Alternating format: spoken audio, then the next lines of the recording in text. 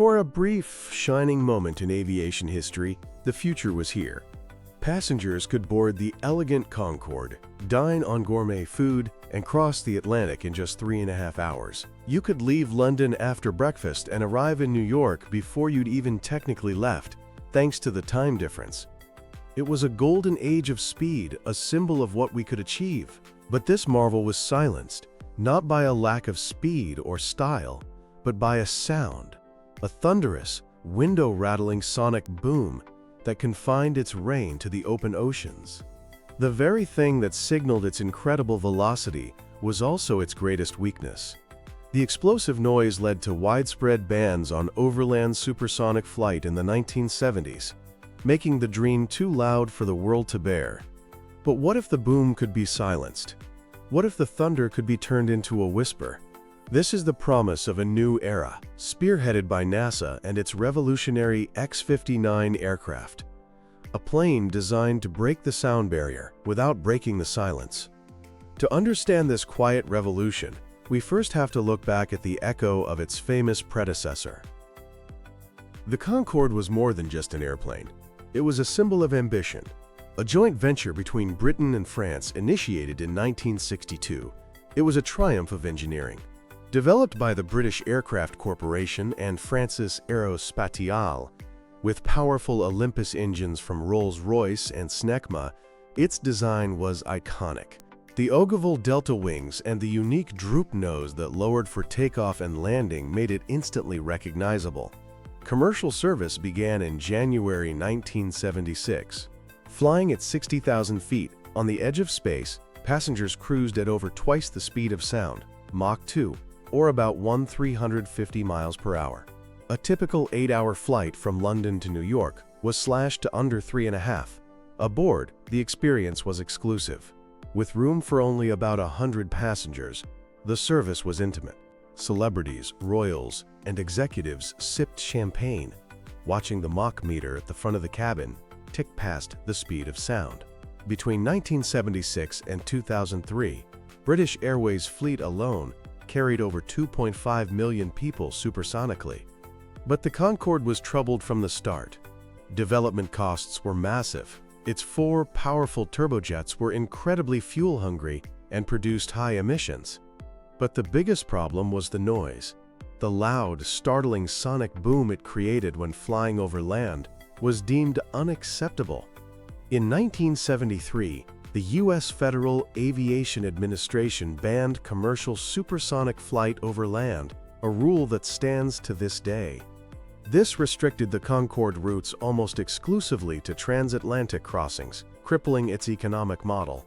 Most airlines canceled their initial orders, and in the end, only 14 Concordes ever saw service, flown by British Airways and Air France. The final blow came on July 25, 2000. The tragic crash of Air France Flight 4590 in Paris led to a temporary grounding of the fleet. Although service resumed, passenger numbers fell, compounded by the downturn after the September 11th attacks. Coupled with rising maintenance costs, the Concorde's fate was sealed. In October 2003, the magnificent Big Bird made its final flight. The dream was grounded, but the ambition never died. It just went quiet, waiting for a breakthrough. To appreciate the challenge NASA has undertaken with the X-59, you have to understand the physics of that boom. It isn't a one-time event that happens when a plane breaks the sound barrier. It's a continuous effect. Think of a boat moving through water. It creates waves that ripple from its bow. An aircraft does the same in the air, creating pressure waves, sound waves, that travel away at the speed of sound. At subsonic speeds, these waves move ahead of the plane, clearing a path. But as the aircraft hits Mach 1 and goes faster, it starts to outrun its own pressure waves. The waves can't get out of the way. They begin to pile up and merge into powerful shock waves, one at the front of the plane, the bow shock, and another at the rear, the tail shock. This creates a sudden, massive change in air pressure. When this pressure carpet of shock waves sweeps across the ground, we hear and feel it as a thunderous boom boom. The people on the plane don't hear it because they're traveling ahead of the wave. The intensity of the boom depends on the aircraft's size, shape, and altitude. A big plane like the Concorde displaced a lot of air, creating a boom that could exceed 110 decibels. That's comparable to a loud thunderclap or an explosion. And this wasn't just an annoyance. Sonic booms can be destructive. They can shatter windows and crack plaster. In 1966, a boom from a single fighter jet dislodged 80 tons of rock at a national monument. The potential for that kind of damage from a whole fleet of supersonic jets flying over cities was why the overland flight bans were put in place. The challenge, then, was to fly supersonic without this disruptive noise. Early research in the 1960s suggested that carefully shaping an aircraft's fuselage could weaken the shock waves. The idea is to stop the individual pressure waves from every part of the plane, the nose, cockpit, wings, and tail, from piling up into two big shocks. If you could keep them separate and make the pressure changes more gradual, the sharp N-wave pressure signature of a classic boom could be reshaped into a gentle sine wave. The thunderous boom becomes a quiet thump. This is the core principle behind the low boom technology that NASA has spent decades developing. It's a massive aerodynamic puzzle that required advances in computational fluid dynamics and wind tunnel testing that simply didn't exist in the Concorde era. Now, with these powerful tools, NASA believes they've cracked the code. At the heart of this mission is the X-59 QESST, an experimental aircraft that looks like it flew right out of science fiction. Developed with Lockheed Martin's legendary Skunk Works, the same people who built the U-2 and State Route 71 Blackbird, the X-59 is not a passenger plane prototype. It's a single-pilot research vehicle with one goal: to prove it can fly supersonic without a loud boom. Every inch of its radical design is engineered to control shock waves. The most striking feature is its incredibly long, slender body. The plane is almost 100 feet long, but its wingspan is less than 30 feet. Nearly a third of that length is its elongated, sharp nose. This needle-like nose is designed to gently part the air, starting the process of keeping those shock waves from merging. The entire shape of the aircraft is designed to spread the shocks out.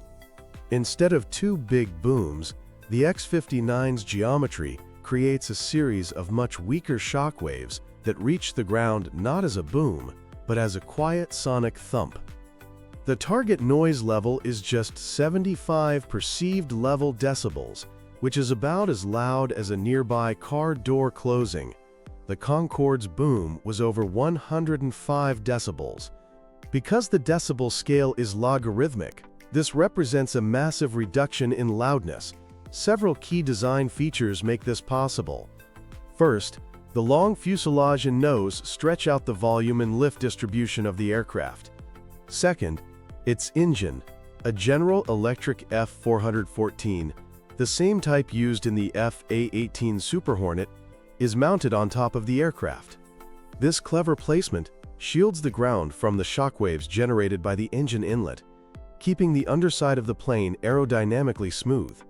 The plane also has small forward wings, called canards, and highly swept main wings. These aren't just for lift. They are strategically placed to help manage and distribute the shock waves. But one of the most innovative features is a solution to a problem created by the design itself. That extremely long nose means the pilot has no forward window. They can't see what's in front of them. So NASA developed the External Vision System, or XVS. It uses high-definition cameras and sensors to create a virtual forward window on a display in the cockpit, blending real-time video with flight data to give the pilot total situational awareness. To save time and money, the X-59 is also part Frankenstein aircraft. It borrows proven parts from other jets: the cockpit and ejection seat from a T-38 trainer, landing gear from an F-16, and the life support system from an F-15. This allowed the team to focus on the truly experimental parts, the revolutionary airframe shape. The X-59 is designed to cruise at 55,000 feet at a speed of Mach 1.42, roughly 937 miles per hour. After years of construction, the aircraft made its public debut in January 2024.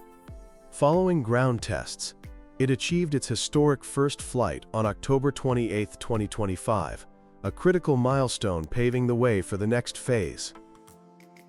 The X-59 is the star of NASA's Quest mission, which is broken into 3 phases. Phase 1 was the design, build, and initial flight testing, which has now largely been completed. The first subsonic flights validated the aircraft's basic systems and handling. Phase 2, the acoustic validation phase, is next. The X-59 will fly over NASA's test range in California, pushing up to its cruise speed of Mach 1.4 to prove the quiet supersonic technology works in the real world. NASA will use special imaging techniques to visually confirm that the shockwave patterns match their computer models, providing concrete proof that the shape is creating the intended weaker waves. But Phase 3 is the most important part of the entire mission.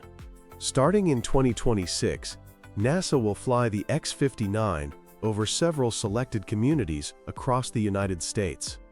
The goal is to collect data on how real people perceive the sonic thump in their everyday lives. Volunteers in these towns will be asked for feedback on what they hear, or perhaps what they don't hear, as the X-59 flies overhead. The data will be used to create a dose-response curve, linking specific noise levels with public annoyance and acceptance. This is the definitive test. The core question is not just, can we build it? But is this sound quiet enough for people to live with? The ultimate goal of the Quest mission is to give this data to regulators like the FAA and the International Civil Aviation Organization. It's intended to provide the scientific proof they need to rewrite the old rules. The hope is to replace the current blanket ban on overland supersonic flight, a simple speed limit, with a more nuanced standard based on noise. If NASA can prove that a sound level like the X-59's 75 decibel target is acceptable, regulators could establish that as the new limit. Any future supersonic aircraft could then fly over land as long as it meets that noise standard. A decision on new rules could come as early as 2028. Changing the regulations would revolutionize air travel. It would finally make commercial supersonic flight economically viable, opening up routes between countless city pairs, not just those separated by an ocean. A flight from New York to Los Angeles could be cut from 6 hours to 3. This prospect has already reignited the private sector. Companies like Boom Supersonic are developing their own passenger jets, like the Overture airliner. NASA's success is seen as the critical enabler for these ventures. NASA is doing the high-risk foundational research and sharing it with everyone, allowing commercial companies to build on that knowledge. Of course, huge challenges remain. Even with a quiet boom, these aircraft still need to be sustainable. High development costs and the inherent fuel inefficiency of supersonic flight are major hurdles. Any future supersonic jet will need to be far more efficient and use sustainable aviation fuels to be viable in a carbon-conscious world. The journey of the X-59 is a story of perseverance, a direct response to the challenge that grounded a previous generation's dreams. The thunderous echo of the Concorde's boom has been a reminder for half a century of the barrier between speed and acceptance. With the Quest mission, NASA is crafting a key to unlock that future. From the Skunk Works drawing board to the skies above American communities, the X-59 carries the hopes of an industry eager to shrink our world once more. Its first flight was a pivotal moment, but the real test is still to come, measured not in miles per hour, but in the quiet reactions of people on the ground. If it succeeds, it could usher in a new era, where coast-to-coast journeys are cut in half, and distant cities become closer neighbors. The sky is calling once again, but this time it whispers.